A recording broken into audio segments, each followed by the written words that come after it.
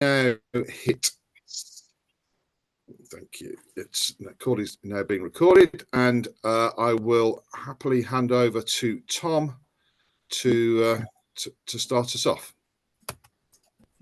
Thanks, Dave. Hopefully you can hear me okay, and I'm not on mute or anything. As you say, my name's Tom Barnard. I'm a partner in Owen Mitchell's sports team, and I work with rugby clubs, football clubs at all different levels. So right from the sort of community amateur level, grassroots, all the way through to elite professional clubs. I work with sports institutions, governing bodies, and elite athletes right across a range of different sort of legal and commercial matters.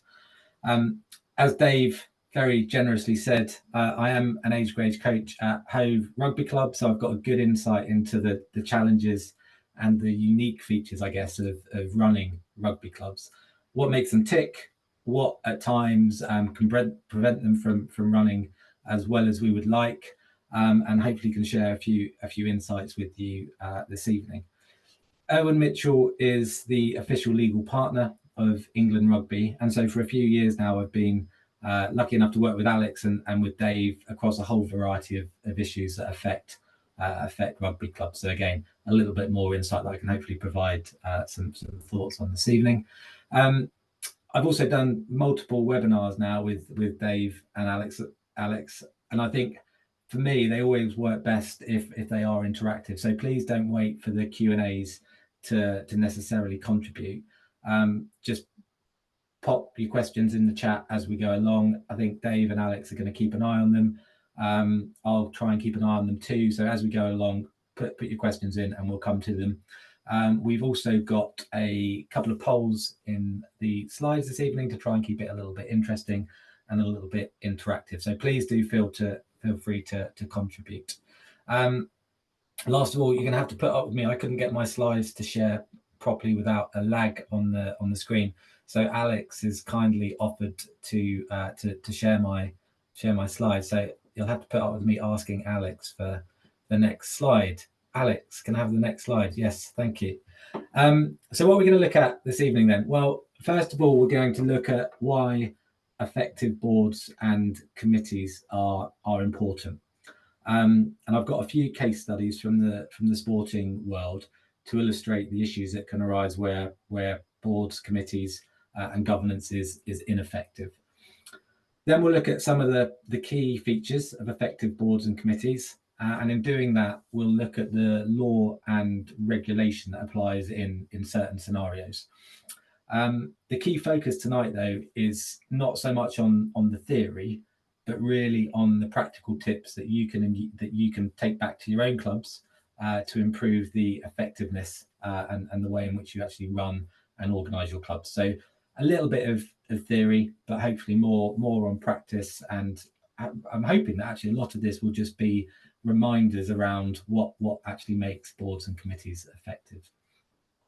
So hopefully more of a reminder than a detailed theoretical lesson.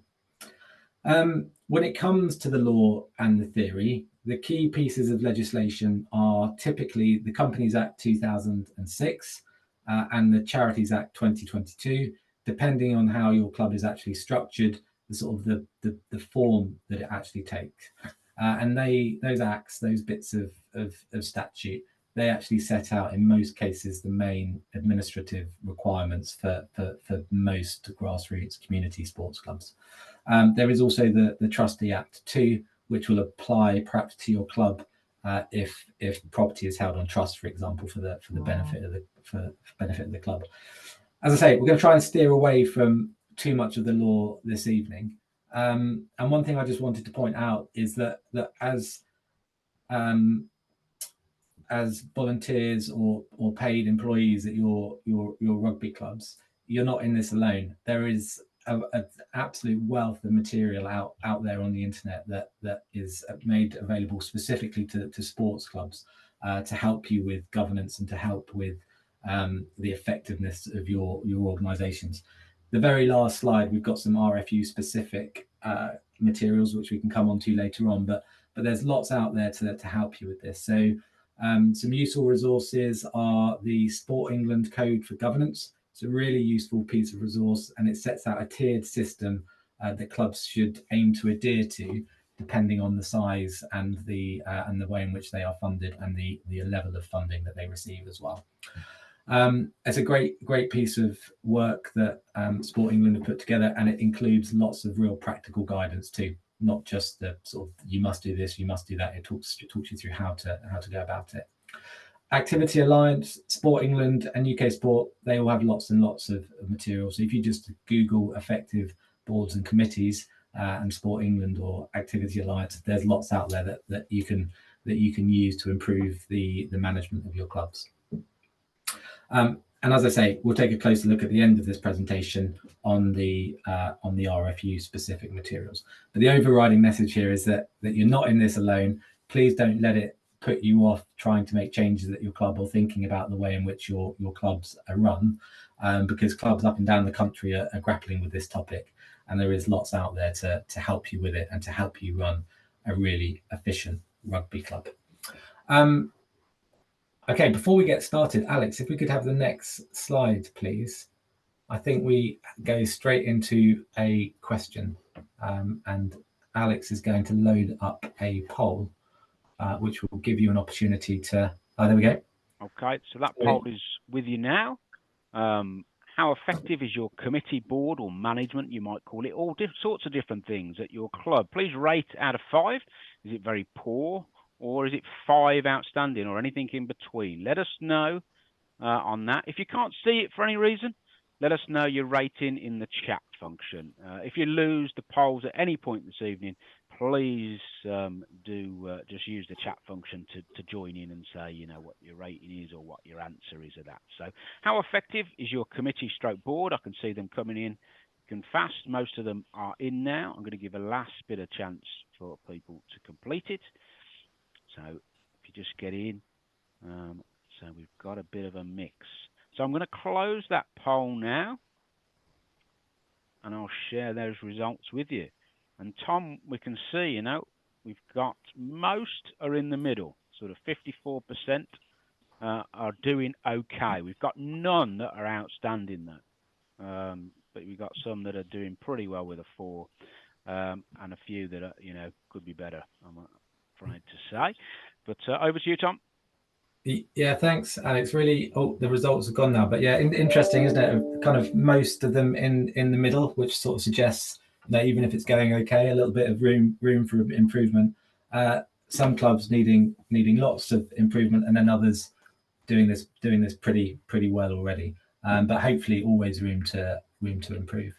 I should have said, actually, Alex, you made a good point there that when in this webinar we refer to committees, boards, management, I'm kind of using that phrase interchangeably. What you actually have at your club will depend on the way in which you're structured, and it will nearly always be unique to your club. But I'll use those terms, committee, board, management, structure, sort of interchangeably to refer to all of them equally.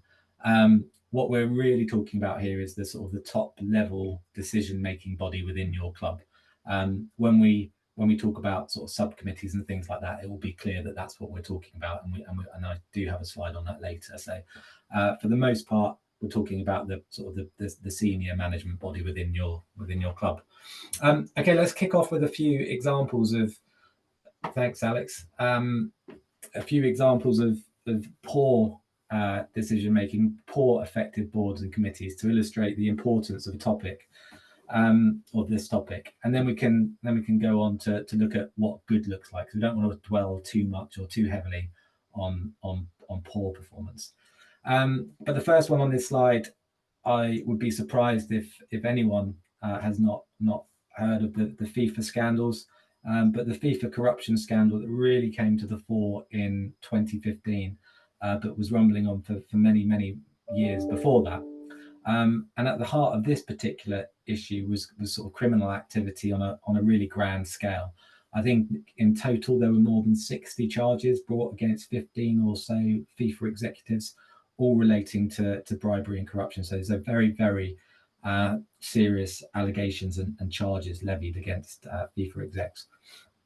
And you might be thinking, well, what does this tell us about how to run effective boards at community rugby clubs or amateur rugby clubs. We're looking here at FIFA, but I think for me the integrity of those appointed to run an organisation is absolutely paramount. And I've got integrity on the slide there in the bottom rings. That integrity needs to run through all the decision-making processes. So whether it's awarding the rights to the 2018 and 22 FIFA World Cups, for example, the biggest ticket sporting events, or deciding who's going to run the bar at your own community club. It's really important that people understand the factors that were considered in reaching a decision and the way in which the decision was actually made. And that comes on to the next point, which is really around transparency in decision making, transparency in participation, all being really, really key. I think for me, what this example also highlights is why culture of an organization is just so important. And I think of all of those that were actually indicted and charged in this particular scandal, it must have been really unlikely that they actually all joined FIFA with the intent to commit these bribery offences on such a large scale.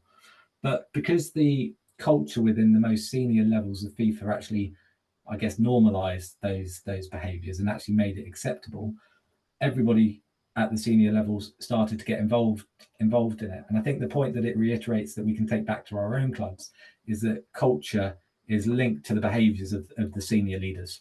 And looking at the titles that came up in the chat for the participants tonight, many of you will be seen as senior leaders or the leaders of your clubs, your organisations. And so driving that culture and setting sort of perfect examples is really key. And having in mind transparency and integrity when you're conducting club business is really important. The next one that I was just going to talk to for a moment was Yorkshire Cricket Club, and Yorkshire County Cricket Club, a much more recent example here, but this time an example, unfortunately, of sort of institutional racism and discrimination. And again, what the YCC example illustrates is how transparency, integrity, and communication can have such an important bearing on the efficient running of a club. Again, a professional elite club, but the example is, or the lessons, I suppose, are equally applicable to clubs of all sizes. And communication in this example really stands out for me as being an important factor, because once the allegations actually broke, and the allegations were very, very serious, but the main criticisms of YCC actually shifted not necessarily in the underlying allegations, but actually in the way that the county handled the investigations, communicated, and that only added to the sort of the upset that the whole situation caused. It was so serious in the end that the Prime Minister and other senior government officials got involved. YCC lost out on lots of commercial revenue. Their commercial partners pulled out, didn't want to be associated with the club after this scandal. So again, communication is at the heart of what we're going to be talking about this evening. And I think Yorkshire was a good example of where the comms unfortunately broke down and only made worse what was already a bad situation. British Gymnastics, another well publicised one at the time, but the scandal here was an abuse scandal, unfortunately, and it led to what was called the White Review. The White Review identified institutional failings at British Gymnastics, and again, cultural problems right throughout the organisation, from the very senior leaders, some of who resigned, all the way down to sort of grassroots clubs. And the review also pointed out some issues and governance problems at the organisations. But what's really interesting here in this particular example, I think, is the recommendations that actually came out of the White Review. So if we look at some of those, I think they're illustrative and actually help us in thinking about what we could do at our own clubs to improve the effectiveness of our boards and committees. So if we look at them, let's just come on to a few. So the first recommendation, or one of the key recommendations, was that British Gymnastics should appoint independent board members with relevant professional expertise in safeguarding and athlete welfare. So rather than relying on existing board members that didn't necessarily have those right skill sets, or were too caught up in the organisation itself to see it, to see the wood for the trees, ultimately, to see clearly the bigger picture. The White Review suggested having independent board members, and that's something that runs through kind of the good governance lessons that we talk about all the time, is having independent board members, having that sort of clarity of thought, outside expertise coming in. So one important lesson there. Second important lesson was around introducing pathways to ensure the views and interests of athletes and parents. And again, this is particularly important at grassroots, as just as much as it is at the elite level. But making sure there was a communication structure in place so that those views, when it came to complaints or performance and complaint handling, were actually known and communicated properly to the board and to the senior leaders. So again, it was effectively around governance, communication, and integrity that were at the heart of the recommendations for improving in the case of British gymnastics. And if you just step back for a moment, I think that what these sporting examples really show, and there are loads of them in sport, unfortunately, and loads in many other sectors too, is that when governance and effectiveness go wrong, it all detracts from the sport itself. Nobody wants to see the main news stories being on bribery and corruption scandals at FIFA. Everybody would be much rather be talking about the actual on-field performances. But unfortunately, this applies again at all levels. When clubs are run efficiently, everyone gets to enjoy the on-field activity and all the brilliant things that community rugby clubs or rugby clubs generally provide to communities and to the people take part in them. And I think in my experience over the last few years is that it's almost self-fulfilling, actually, that well-run clubs attract really passionate volunteers and members that all contribute to making the club a great place to be and to be involved. And unfortunately, the opposite is true. That is that when the off-field activity isn't great, when there's a rotten culture, or when the club just isn't effective, nobody wants to get involved. Nobody wants to kind of give up their time to contribute to try and make it a better place to be involved with, because it's too much of an uphill battle. So getting on top of some of these issues early, and trying to improve the culture and effectiveness of clubs is really important. And it's great that there's so many people here tonight with an interest, and hopefully you can all take something back to your clubs. Right, I'm going to pause for breath, and next slide, please, Alex. Thank you. Yeah, so as I say, we've looked at what bad looks like, and now let's take a refreshing look at what some of the common features of an effective, good management committee or board might look like. And what I've done here is I've grouped these features into 3 categories around structure, communications, and skills. And these are the topics that we're going to come back to time and time again, but they're grouped together here for ease.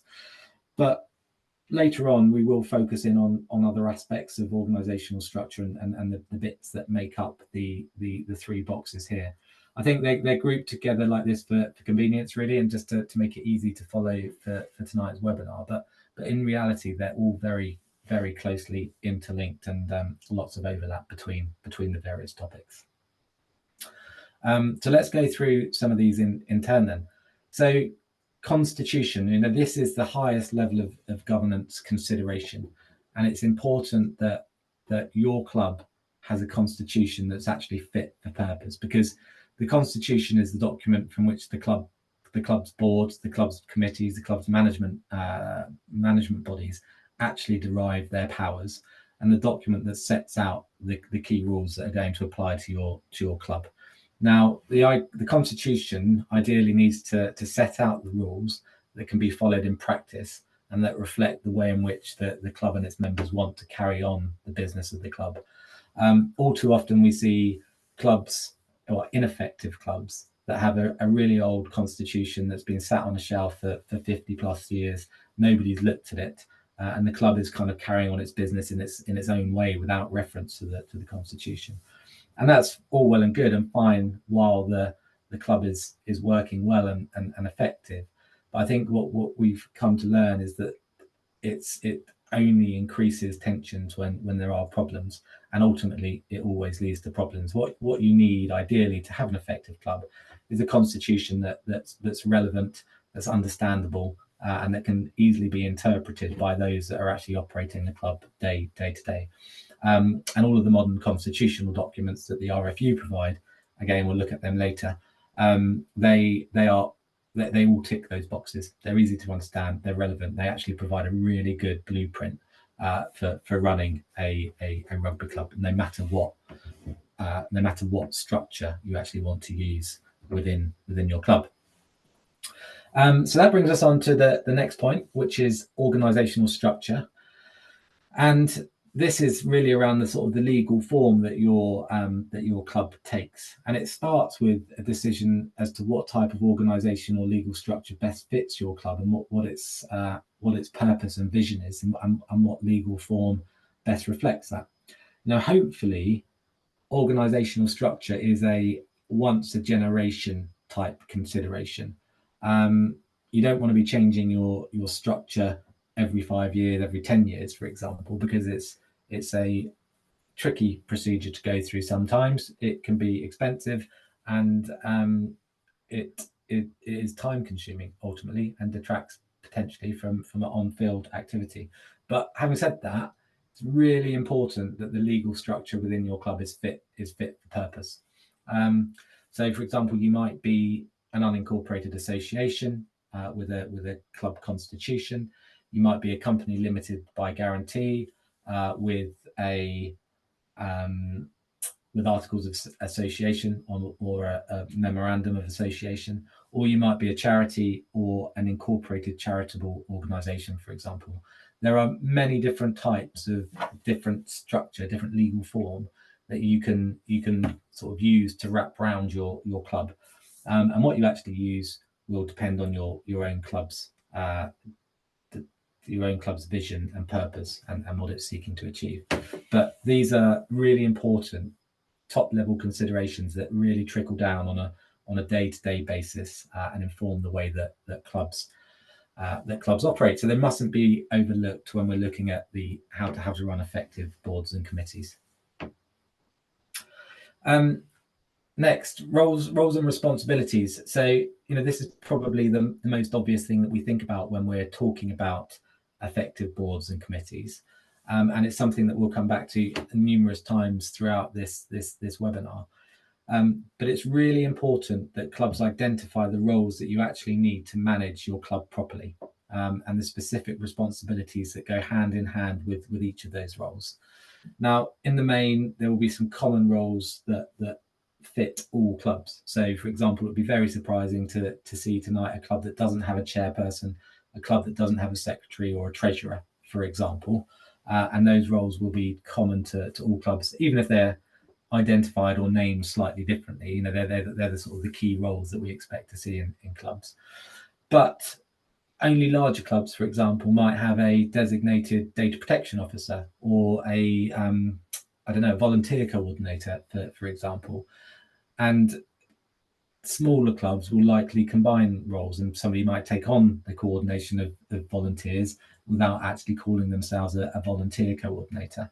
But what's really important is to actually just to stop and think about the roles, do a stock check almost. What are the roles that we really need to fill at this club to make it effective, and who's the right person to do that? And we'll come on in a moment to look at sort of skills and recruitment too. When you've got your roles and responsibilities identified, it's really helpful to have terms of reference in place, and this does go hand in hand with the need to identify those roles and responsibilities. When we talk about terms of reference, I think I'm talking here not necessarily just about the sort of the job description for those key roles, but also the terms of reference for management committees, the board itself, any other committees that sort of make up the management structure. So, for instance, it's good practice to set out exactly what's required of any given committee, include the matters that fall within its remit. So Is the women and girls committee just about women and girls? Is it about participation? Is it about something else? And there are some useful formats that we can follow when we're looking at preparing terms of reference for our boards and committees. One of the ones that I've seen used really effectively in the past is to look at purpose, responsibility, quorum, and then sort of frequency and agenda as the sort of the key talking points for setting, or the key points for setting the terms of reference. So purpose, what's the actual purpose of the board or committee? It might be inherent in the name, and I mentioned a moment ago the Women and Girls Committee, for example. It's almost inherent in the name, but think clearly about what the purpose is, where the sort of the boundaries are, and try and record that in written terms of reference. What are the responsibilities that are going to be delegated to the committee? What are they actually responsible for day to day, and what are they not responsible? Think about the sort of the quorum and the makeup of the committee as well. What are the key responsibilities and what key individuals need to be included on that committee to ensure that it's actually going to fulfill its purpose and meet its terms of reference. Does each committee need to have an independent chair, a deputy chair, or can the chair of the general committee sit on all of the subcommittees, for example? Think about what sort of structure is going to work for your club, bearing in mind that lots of our clubs will be volunteer-led, and we need to be mindful of the time and the commitment that we're asking for from the people that are involved. So think about how you get involved, what sort of quorum you need for those meetings for them to be effective. And linked to that is frequency as well. How often does the committee actually need to meet? Is it quarterly? Is it just annually? Or is it such a pressing matter that it actually needs to meet weekly or monthly even? So think carefully about frequency, and again, think about the commitment that you're expecting from those that volunteer at your club, because nobody likes going to a meeting without a very clear purpose. Purpose and effective meetings are key. And actually that raises the point that I just thought about is agendas. Have an agenda for your meeting, whether it's a standing agenda or a bespoke meeting by meeting agenda. Make sure that you've got an agenda and that it's been circulated well in advance so that people can contribute to it, and that's part of communication. But think about your meeting agenda so that you know what you're looking to achieve and what the key topics are, so that people can properly prepare to have a good meeting as well. Policies and procedures, I think, is next on there. The slide is a little bit small on my screen, so forgive me if I've got it wrong, but I think it's policies and procedures. And again, this is something that we'll look at in a bit more detail shortly, but it's worth mentioning now. And a well-organised and effective club should have a few key policies in place at a minimum. As with the structure and roles and responsibilities, not all organisations will need exactly the same policies, but having written procedures in place that cover the basics for your club really does help with consistency, transparency, communication, and the general decision-making process. Again, consistency. And actually, if you look back to some of the big examples that we looked at, FIFA, Yorkshire, British Gymnastics, there was a lack of policy in some cases, and even when there were policies in place, they weren't being adhered to, they weren't being enforced. So make sure your organisation has appropriate policies and procedures, that they're used and referred to, and that if they're not followed, there is some sort of sanction in place to ensure that they are properly used. Sorry, squinting. Communication. So we're on to the next box here, and again, this is a separate box really for ease and just for giving this webinar a little bit of structure. But communication, I can't say it enough, communication is at the heart of an effective committee or board. Now, it can be difficult sometimes to describe good communication, or indeed bad communication, but we all know it when we see it. And in much of the contentious work that I unfortunately get involved in sports clubs, it's often possible to trace the essence of a dispute back to an example of poor communication. So think about how your club is communicating. And again, some of the subcategories in this box overlap with those we've just been talking about. But I've put on the top of that box two-way as a reminder that good club communications need to be two-way. Club management, obviously, it goes without saying, need to communicate decisions to members and stakeholders. That much is obvious.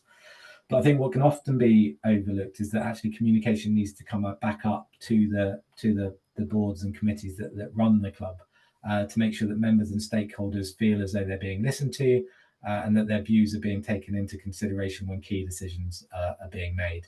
It's a really obvious point, but one that gets overlooked too often, I think, in community sports clubs, is that the communication must be two-way, and that those that are running our clubs are running them for the benefit of the members as a whole. They mustn't be serving their own purposes. They should be there for the benefit of the club, and that requires them to listen to what's going on within the club and what the members are actually asking for. So communication right at the heart of everything we're going to talk about this evening.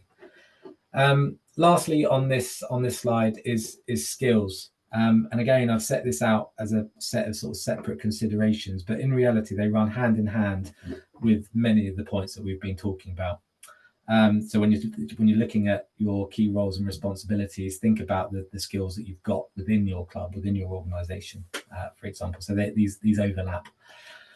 Diversity is a big talking point in sport at the moment, and I think when I refer to diversity, I don't just mean diversity in the sense of the demographics and being representative of our communities, but diversity of thinking and experience lead to much better decision making, and much better experiences for everybody involved. And we'll do a little bit more on diversity when we come on to at the end of this webinar. Actually, I think it's pretty much the very last slide, but diversity is important. And then lastly on this box is succession planning. It can be absolutely critical in volunteer-based organisations, and that's simply because it isn't always possible to go out to market to actually recruit the right person to do a job where somebody's left or decided to move on. And it's important to have an eye on who's going to fill somebody's role if they do decide to move on.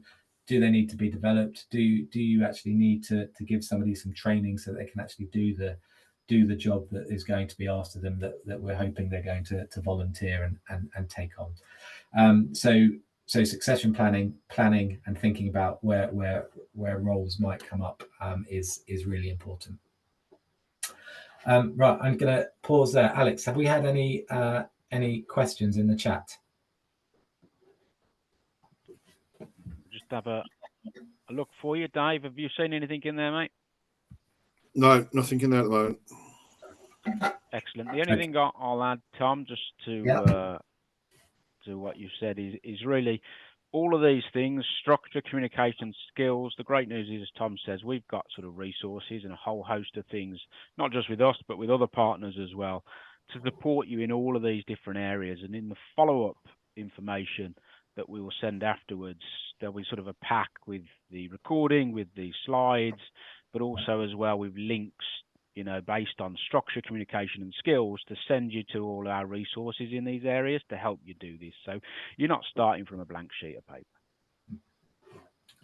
Yeah, thanks, Alex. I think we can't sort of make that point enough, can we? There is loads of resource available through the RFU, through all the other organisations I mentioned at the beginning, to help out with this stuff. You don't need to reinvent the wheel. Nobody needs to sort of start from scratch with any of this. It's all out there and is easy to find.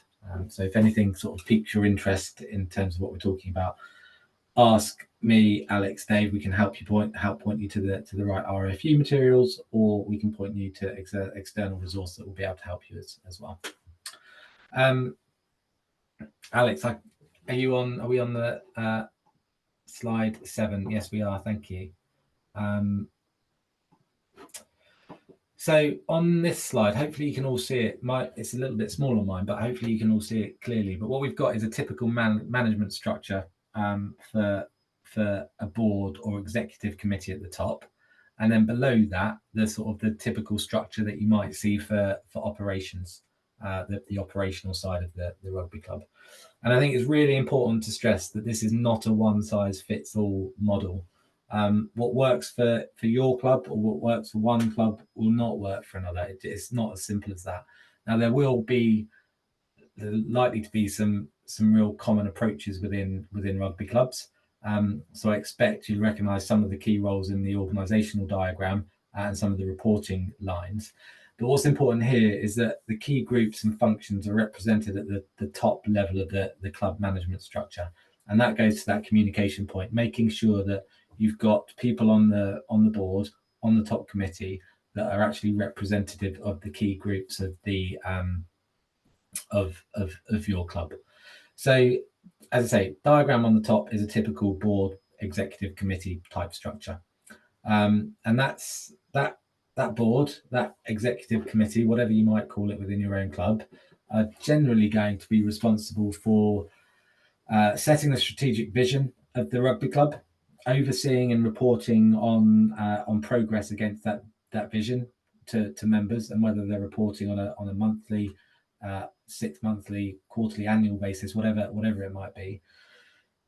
Probably going to have oversight of the day-to-day operations of the club and dealing with any significant operational issues as they arise.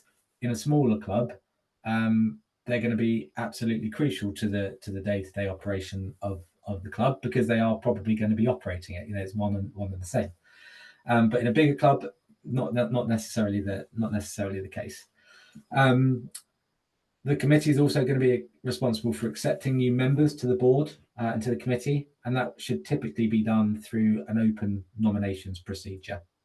And then, again, as I say, that sort of senior management, they might also be involved in key strategic or operational hires. And it will depend on the size of your club and the way in which it's structured, exactly what that board and that senior management committee are actually responsible for. But generally, that's what that's going to be doing on a sort of a day-to-day, if you like, or less a day-to-day, but more on a strategic level. So the diagram on the bottom is what many clubs will look like from a day-to-day perspective.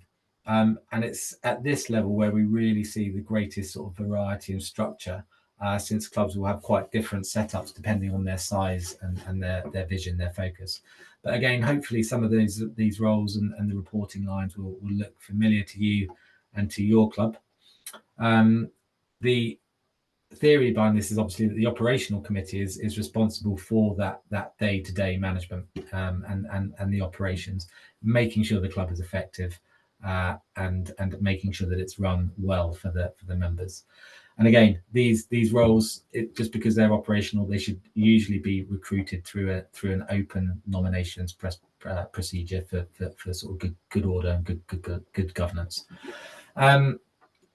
And then underneath the sort of the operational committee, you've actually got your operational roles, which include the bar and catering, coaches, physios, groundkeepers, and fixture secretaries, for example. So a whole host of different operational roles, depending on the size of your club. I mean, you might not have any of those if you're a small club, or you might have far more roles than that if you are a bigger rugby club, perhaps even moving into the sort of the elite end. Next slide, please, Alex. I think I might have seen a question pop up actually, but we can either answer them now or come to them at the end. Perhaps we'll. In fact, we've got a poll coming up, so should we do some questions and respond to some of those, Alex, when we get to the poll in a slide. Yeah, there are a couple of questions that have cropped up, but if you do the poll first, then we'll come back to them. I'll fire them back to you in a moment, Tom. Cool. Okay. Thanks, Dave. So I think we're on slide 8, Alex, which is just looking at some of the key roles and responsibilities within a rugby club. Hopefully these roles here aren't going to come as any surprise to anybody on this call. Nearly all clubs will have a chairperson. They're responsible for supporting the day-to-day running of the club, chairing regular board exec committee meetings, maybe hosting and chairing the AGM, for example. And they might also be responsible for recruiting and managing the board or the exec committee. Again, club secretary, probably most clubs will have a club secretary who's going to be your day-to-day point of contact for inquiries that come in from members and people wanting to join. They're going to be responsible for organising meetings, sending out agendas, perhaps preparing minutes and meeting notes, and then if there are any sort of legal or regulatory obligations, particularly in a bigger club, it will be the club secretary that's responsible for sort of ensuring compliance. Treasurer, every club is probably going to have somebody that looks after treasury, whether they're or not they're called the treasurer, but they're going to be responsible for bookkeeping, preparing end of year accounts, or working with accountants to prepare end of year accounts, and then looking after the subs and membership fees. Very common role. Again, will be familiar to all of you, hopefully.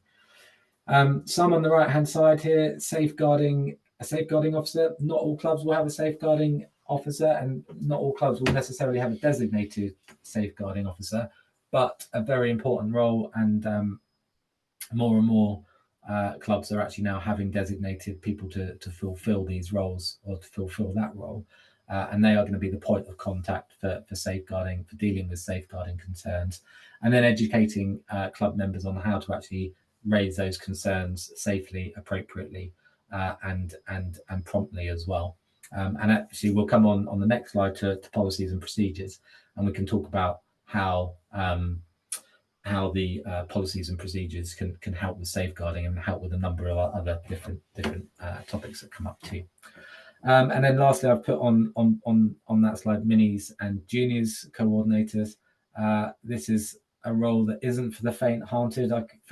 I can talk firsthand about that. We deal with our age group through a WhatsApp chat, and there is no end to the questions that come in. It is constantly pinging that WhatsApp group, and so it's a role that's key to the youngsters having a good time, but not one to be taken on by the faint-hearted. Alex, slide 9, please, and terms of reference and policies and procedures. So I think we've already kind of covered terms of reference, actually, so it might be better to look at or spend a bit more time looking at the policies and procedures. And as I said earlier, the benefit of having policies and procedures in place is really about transparency, letting people know what to expect, how they're going to be dealt with, how their problem's going to be dealt with when any given issue arises, and also consistency as well. Making sure that there's consistency in the way that decisions are actually made, so that what happens to person A is treated in the same way when it happens to person B, because nobody likes to think that they've been treated unfairly. And having a really good suite of policies and procedures in place can help with that decision making and the transparency around decision making too. So some of the key policies that a club's likely to have in place are shown on this slide here, but what's needed by any given club will be different from the next. So most clubs will probably have a complaints procedure or a disciplinary procedure. Equality and diversity, something we'll talk about in a minute, but good to have policies around that as well. Financial policies and fraud prevention, they sort of go hand in hand. I know Alex has got some horror stories of clubs that unfortunately haven't had strong or robust financial policies in place, and that's actually led to clubs falling victim to fraud from their own management committees. So having sensible, proportionate policies in place, simple things like having requirements in place for 2 people to sign off on amounts or expenditure over a certain amount, for example. We're not talking about really detailed, complicated stuff in most cases. It's just about having something in place that allows for proper governance, proper decision making, and consistency across it. Safeguarding, child protection, absolutely crucial. Licensing and health and safety, and then data protection as well. More and more clubs now, I think, having data protection policies as people become more familiar with their right to access data and the responsibility of organisations to properly handle data as well. So, just a few examples of the policies and procedures that you might want to think about introducing at your club if you don't have them. And we'll come on to a poll now, but before, hopefully you're not terrified at the sort of the number of policies and procedures, and Alex and Dave will tell you that there are lots of examples of these policies on the RFU club management websites, so you can go and you can download these samples and use them. You haven't got to start from scratch. They're all there for you.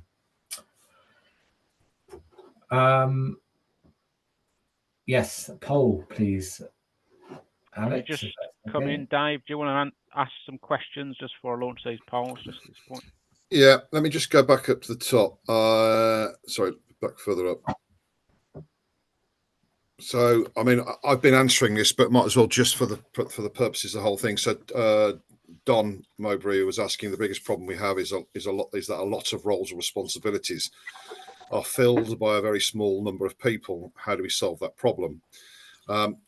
Tom, I might take that unless you've got a comment or two you want to ask or mention on that. You go first, Dave, and if I've got anything to add, I will. It's something that comes up actually in a later slide, but yeah, go for it. So, Don, just in answer to that question, I think you're one of many where the need to try and refresh and to get more people involved is absolutely crucial, and we see that quite a lot across a number of clubs. Some of the stuff I started to put into the chat, which is more linked to volunteer recruitment than it is necessarily to effective boards and committees, but obviously people make the effective boards and committees. So I just tried to put some information in there in terms of, we did look at some research around this, and there's a number of key principles. Busy people get overworked. A lot of club members don't appreciate that actually it's run by volunteers.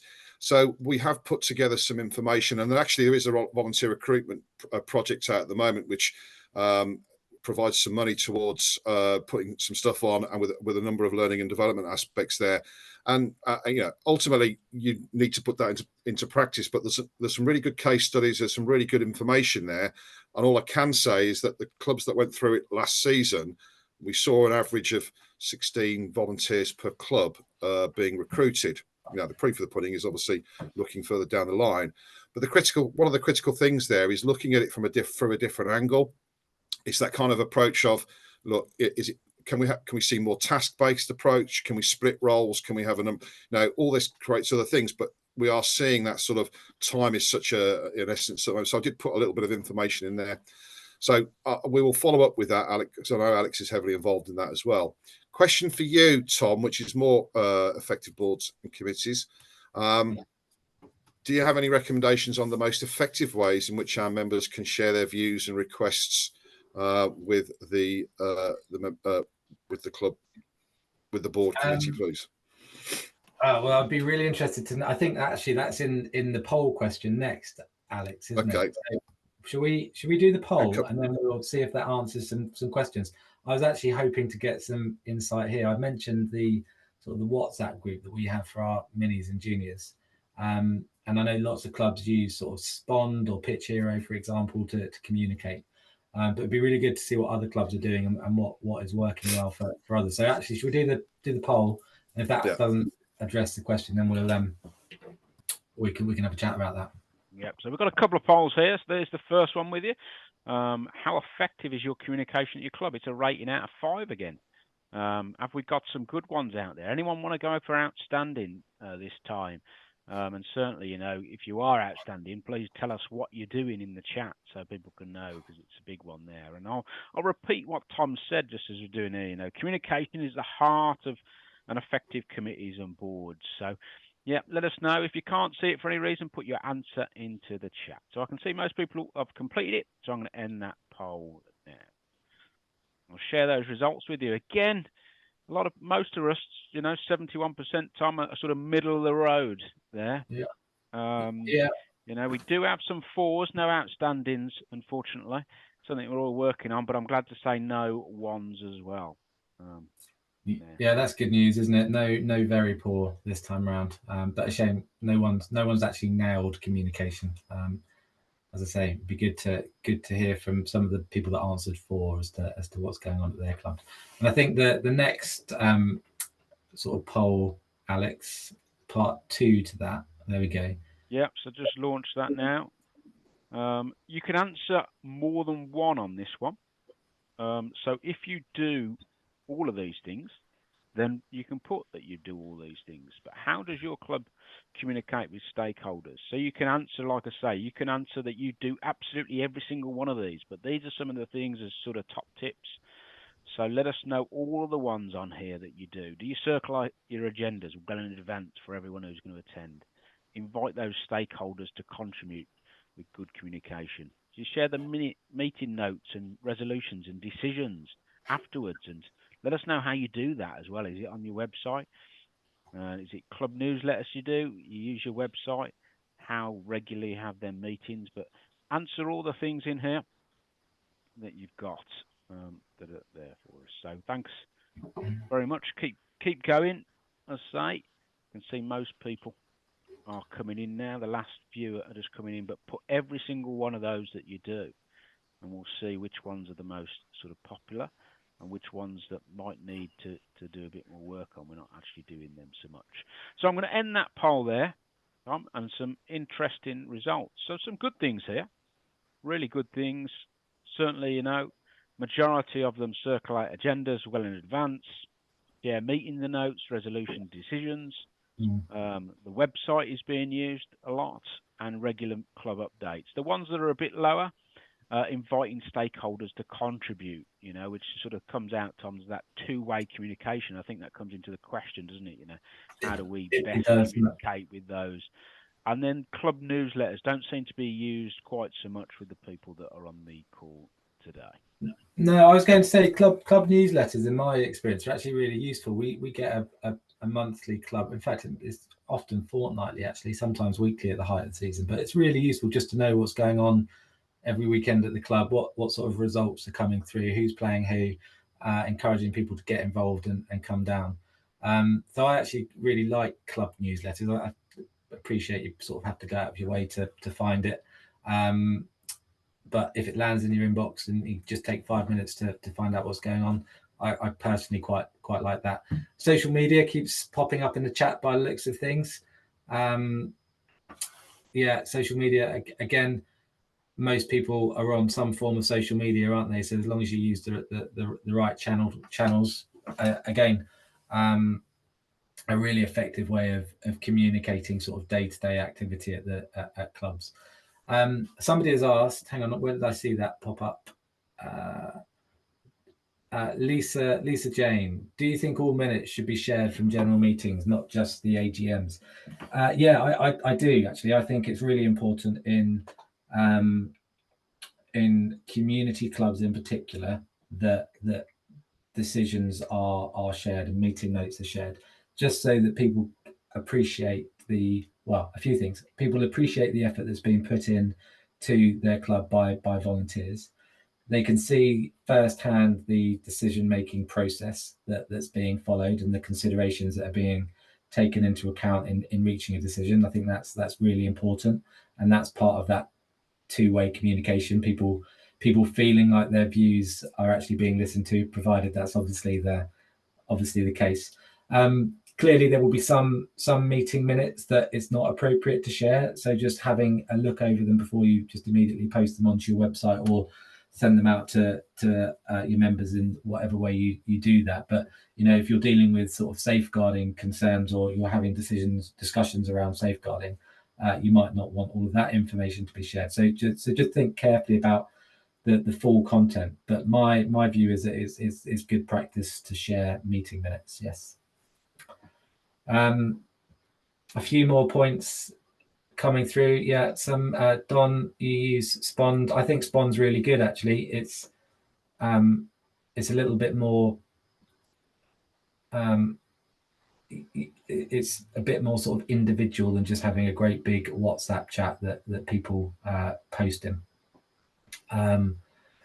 And then somebody, James, has said they've moved to Club Spawn solution, which allows us to create groups for all aspects of the club.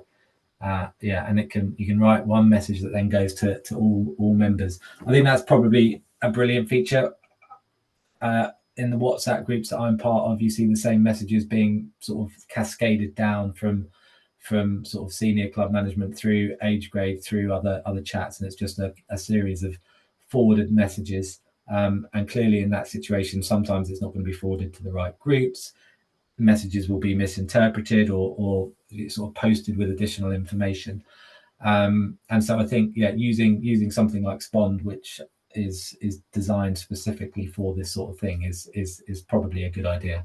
But again, when you're relying on volunteers to actually take the time out to do it, is not always not always easy. Alex, can we go to the? I'm conscious we've only got 5 minutes left, I think. So should we go to skills and experience, which is slide 12, because I think this is hopefully going to answer some of the other questions that have come up in the chat that I briefly saw, which we haven't had a chance to identify.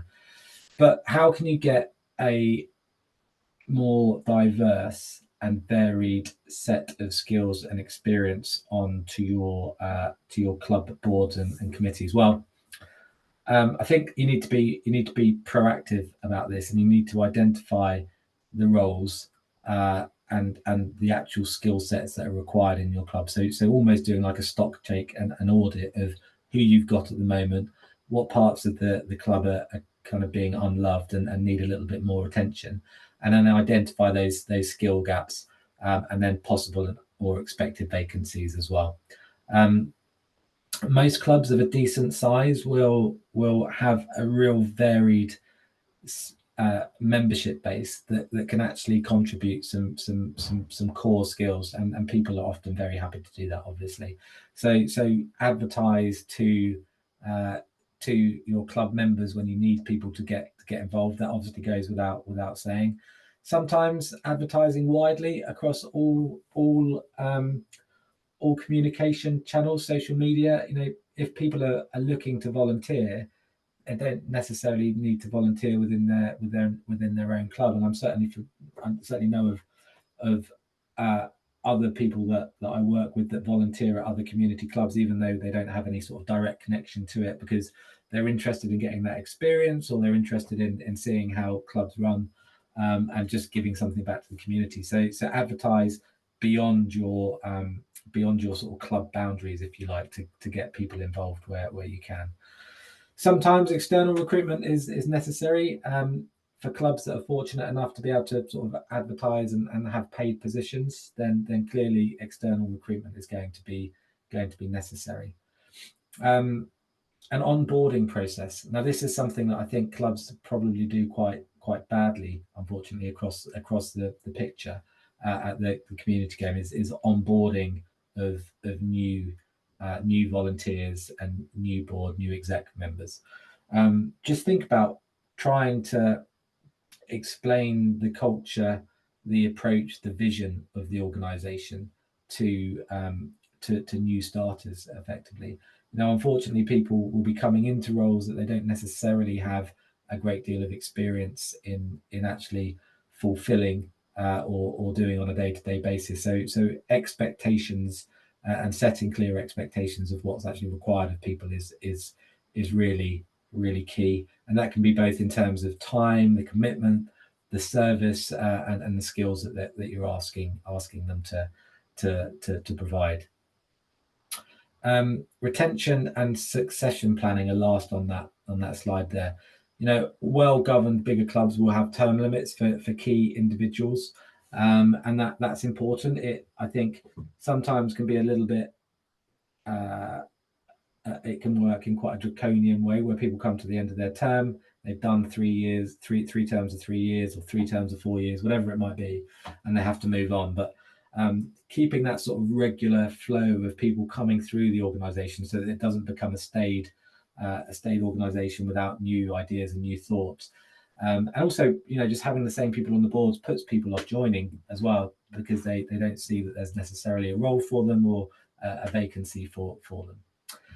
making sure that volunteers are satisfied. And I saw something in the chat that I think you posted, Dave, around volunteers and how to engage your volunteers. I think the RFU are doing a good job on that, and there's lots of resource out there now.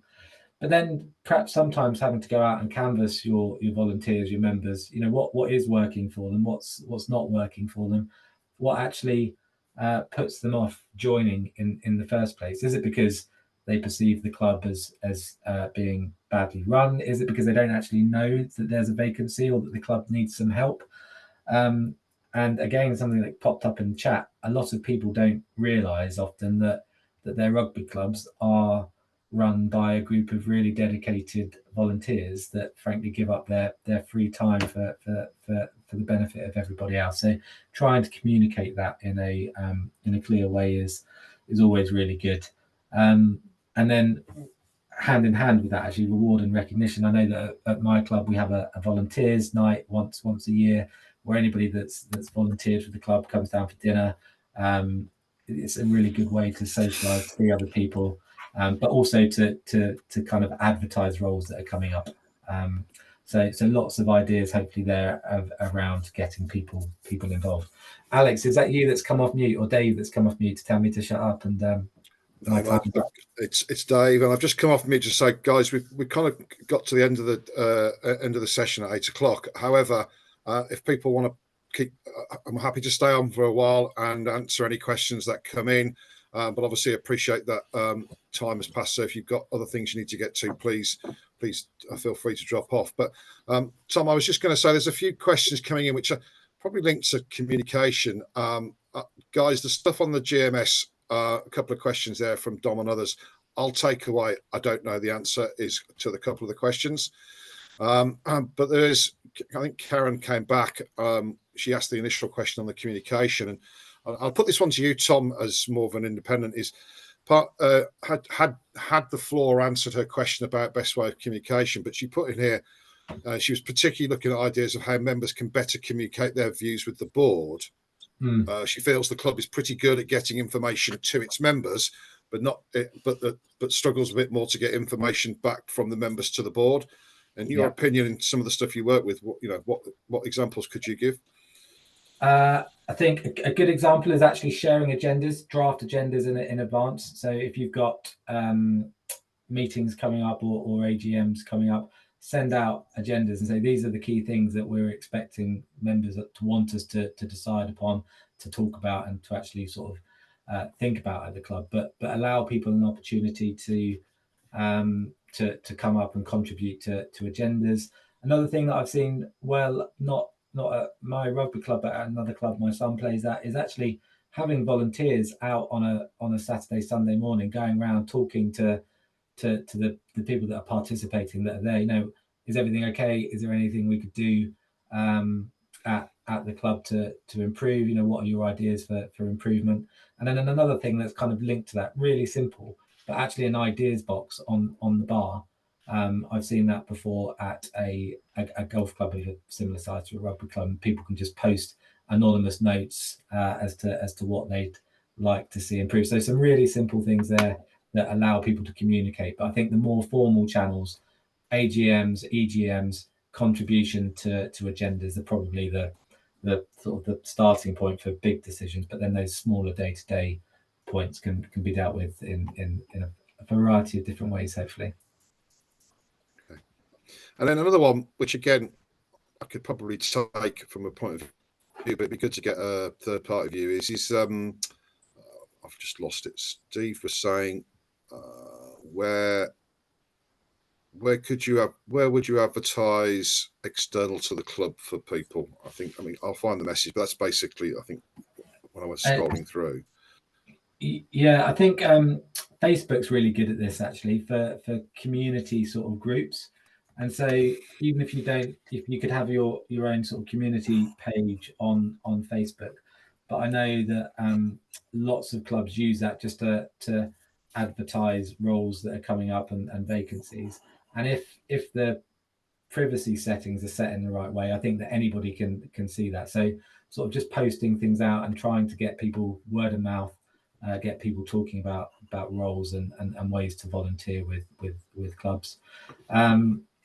We, as I say, at my club, we have a volunteers evening, and everybody's encouraged to come along and to bring a friend along, so you've got more people sort of just coming through the clubhouse, using the bar, using the facilities, and actually hearing about all the good stuff and the benefits that you get from volunteering. You know, the sort of the good feeling that it gives you, and that in itself is hopefully enough to encourage people to take part. Okay, thank you. And I'd also say on the back of that, Steve, I put a link in the chat earlier about the volunteer recruitment projects and stuff. And whilst it's not absolutely front and centre, it does start to talk about how you can have a look outside of the of your kind of normal cohort where you might look for. You know, looking into the local community, looking at a number of community groups that may look at this. So there's no kind of golden bullet here in a sense, but there are clubs that have used this to bring people in. So please do have a look at that. I'm conscious of time, so I just wonder if there's anything else. But what I will say, hang on, there's another new message. What I will say is this recording will come out to everybody. There is some links that Tom threw right up at the end, which just links you to some of the legal help and some of the terms of reference and stuff like that. And Alex and I will make sure that some of the questions around the communication and the volunteer recruitment also come out, so you got it. And I'll just finally say that if you are looking at trying to increase the volunteer recruitment, that program is open at the moment. It closes on the 24th. Please feel free to have a look at that and see whether it's right for your club. Other than that, I would say thank you very much for your time, and thank you to Tom for giving up his time from Irving Mitchell to take us through that. It was quite useful. So thank you and good night.